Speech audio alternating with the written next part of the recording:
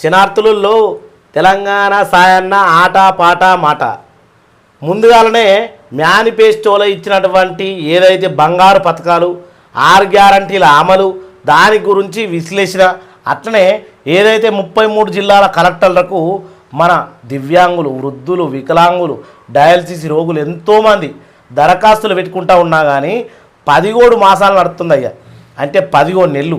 ఇప్పటికి కూడా పింఛన్ల కొత్త పింఛన్ల అప్డేట్ రాలేదు.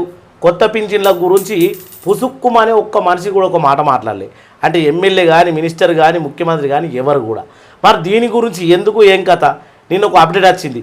మే నుంచి కొత్త పింఛన్లు దరఖాస్తులు ప్రారంభమట.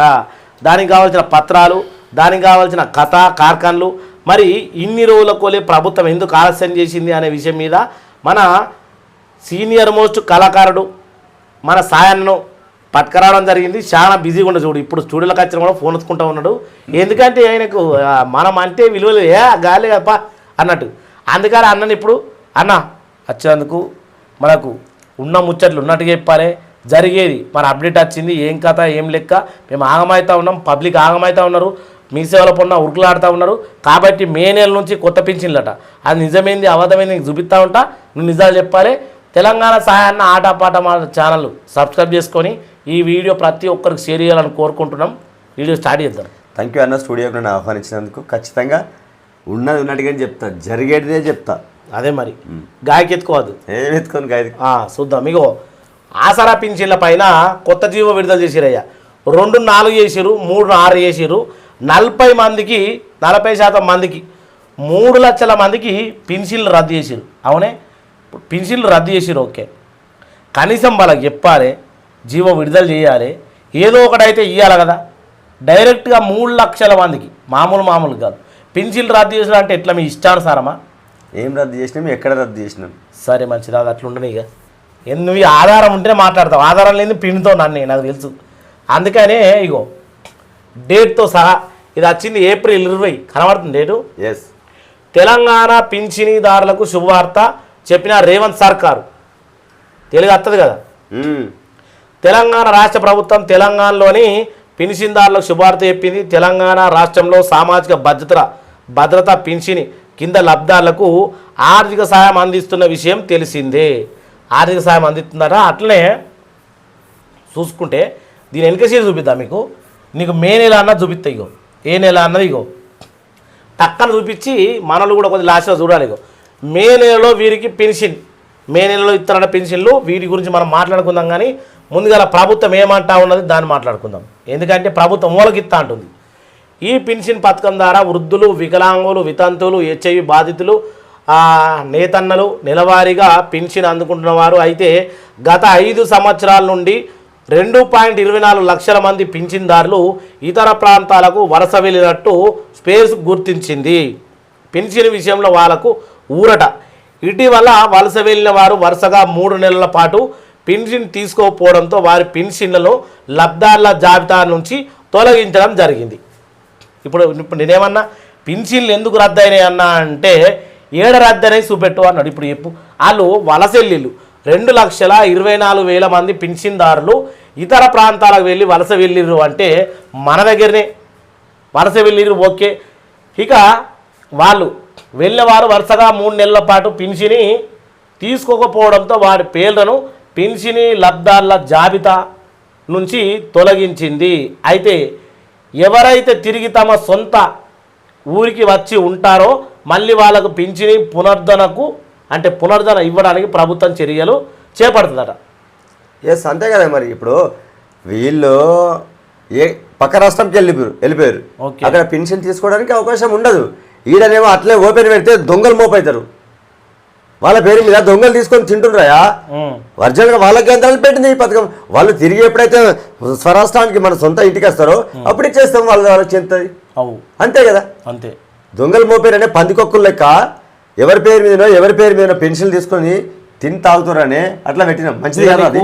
ఇతర ఈయన ఏం చెప్తుండు అంటే మాటలను గైడ్ లైన్స్ పక్క చేసుడు కాదు. గైడ్ లైన్స్ కాదా? పక్క రాష్ట్రానికి వెళ్ళిరని చెప్తారే. ఇక్కడ చూడిగో వరుస ఎటెళ్ళిరు ప్రాంతాలకు, అంటే మన జిల్లాలనే, మన తెలంగాణ 33 జిల్లాలనే. ఇప్పుడు కామారెడ్డి జిల్లా వాస్తున్నాడు అనుకో, హైదరాబాద్గా లేకపోతే కరీంనగర్ వెళ్ళిండు. ఏం చేయాలి వాళ్ళకు ప్రభుత్వము?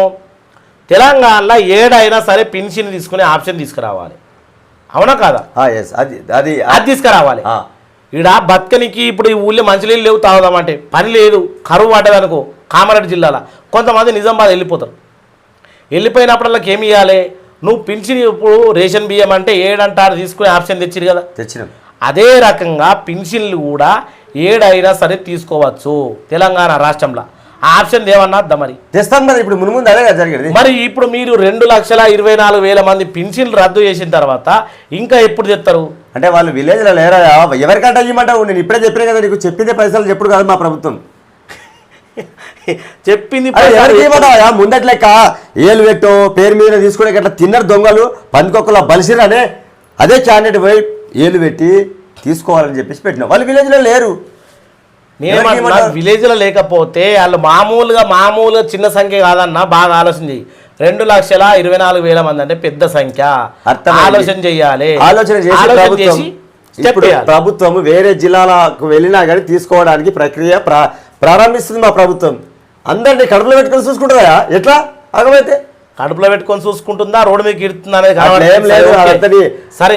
నీకు అర్థం కాక మంది నాగం చేస్తా, నాకు అర్థం కాక నీకు వారికి పింఛని ఇచ్చేలా ప్రభుత్వ నిర్ణయం అది ఏందన్న చూడరు. ఇప్పుడు చాలా మందికి పింఛన్ దబ్దాలకు 3 నెలల పాటు పింఛని తీసుకోపోవడంతో లబ్ధాల జాబితా నుంచి తమ పేర్లు తొలగిస్తున్నారని తీవ్ర ఆవేదన వ్యక్తం చేస్తారు. పింఛని కోసము పడరాని పాటలు పడుతున్నాము, ఆఫీసుల చుట్టూ తిరుగుతున్నారు. అయితే ఈ మేరకు వీరిని ఇబ్బందికి గుర్తించిన తెలంగాణ ప్రభుత్వం మళ్ళీ వీరికి మే 1వ తేదీ నుంచి పింఛన్లు ఇవ్వాలని నిర్ణయం తీసుకున్నట్లు సమాచారం. ఇక్కడ ఏంది మళ్ళా ముచ్చట వచ్చిందంటే రద్దు చేస్తారు వీళ్ళే. మే 1వ తారీఖు నుంచి మళ్ళీ వీళ్ళకు పింఛన్లు మళ్ళా ఏవి అంటే మళ్ళీ పత్రాలు, మళ్ళీ ఎవరైతే వికలాంగులు వితంతులు వీళ్ళందరూ ఉంటారో మళ్ళీ వీళ్ళందరూ అన్ని పత్రాలు తీసుకురావాలా, మళ్ళీ వెరిఫికేషన్ చేసుకోవాలా. మళ్ళీ అప్పుడు మే 1వ తారీఖు నుంచి పింఛన్లు చాలా అవుతాయి. ఇట్లా ఉంటుంది ఆ నాటకం. ఒరిజినల్గా వాళ్ళకే చెందుతాయి కాబట్టి ఇచ్చేస్తాం. డైరెక్ట్ ఇచ్చేయాలి కదా, మళ్ళీ 6 నుంచి మళ్ళీ గుర్తించడం ఎందుకు? అరే డైరెక్ట్ ఇవ్వకపోతే ఎట్లా ఇస్తాం? వాళ్ళకి ఇస్తాము. ఇది ఒకటి. వారికి పింఛన్ ఇచ్చేలా ప్రభుత్వం తీసుకుంటుంది. ఓకే, ఇది పాతోళ్ళ లిస్ట్ ఉండని తాజాది. ప్రభుత్వం తాజా నిర్ణయంతో లబ్ధాల్లో వర్షం. రాష్ట్ర వ్యాప్తంగా దివ్యాంగులకు 4,016 రూపాయలు, ఇతర లబ్ధాలకు 2,016 రూపాయల పింఛన్ అందుతుంది. కాబట్టి ఈ మొత్తం రాష్ట్ర ప్రభుత్వం ఇటీవల పెట్టినటువంటి విషయం తెలిసింది. అయితే లబ్ధిదారులు ఎవరైతే 3 నెలలు పాటు పింఛన్ తీసుకోలేదో వారికి పింఛన్లు నిలుపుదల చేస్తూ ప్రభుత్వం నిర్ణయం తీసుకోవడం కాస్త ఆందోళన చేపట్టిర్రు. కాస్త ఇప్పుడు మళ్ళీ పింఛన్ వారికి ఇవ్వడానికి ప్రభుత్వం తీసుకున్న నిర్ణయంతో హర్షం వ్యక్తం చేస్తూ ఉన్నారట. వీళ్ళ గురించి ఇట్లున్నదన్న,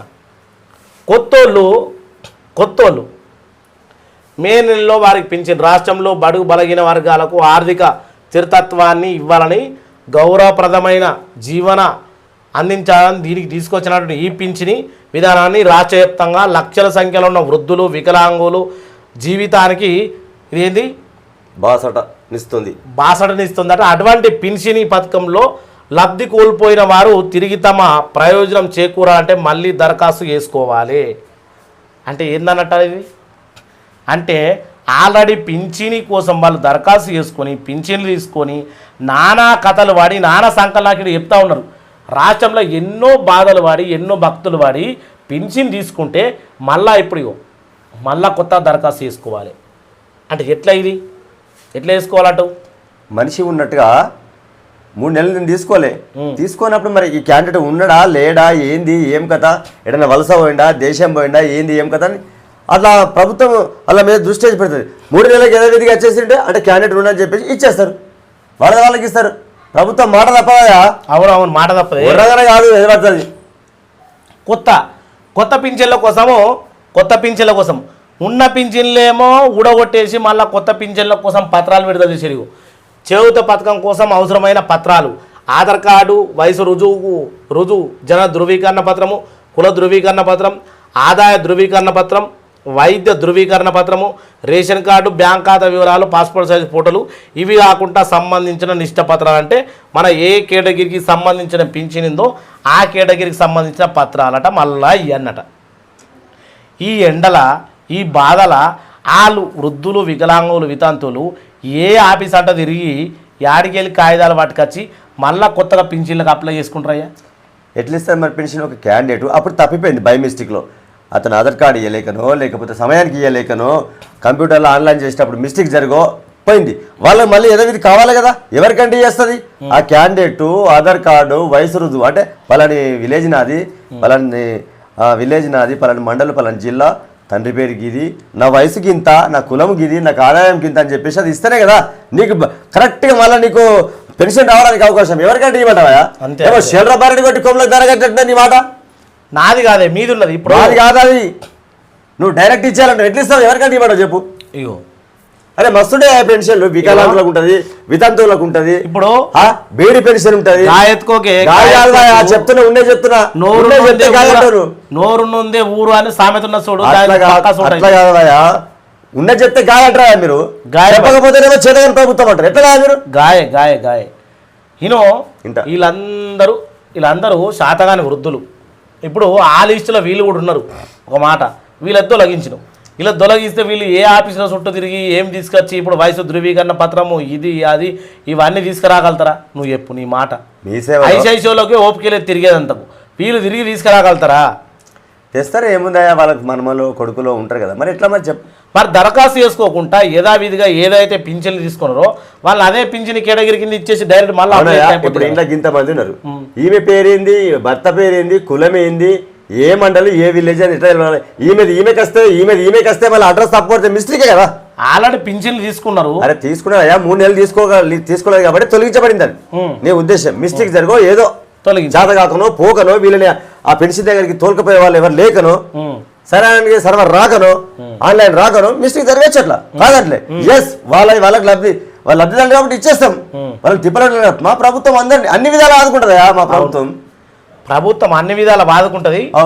ఆదుకునే విధానంలో లోటుపాట్లు జరుగుతున్నాయని చెప్తా ఉన్నా. ఆ లోటుపాట్లనే సరి చేస్తాం.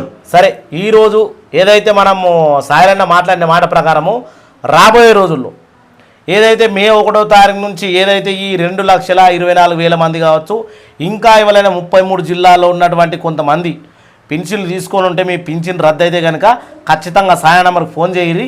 ఆయన 33 జిల్లా కలెక్టర్తో కానీ, సీఎంతో కానీ, ఆర్థిక శాఖ మంత్రితో కానీ ఎవరితో మాట్లాడి పింఛన్ ఇప్పించే బాధ్యత అన్నది.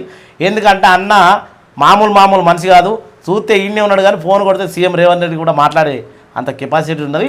కాబట్టి ఖచ్చితంగా గాలి మాత్రం పెట్టాడు, మామూలుగా మాట్లాడతాడు.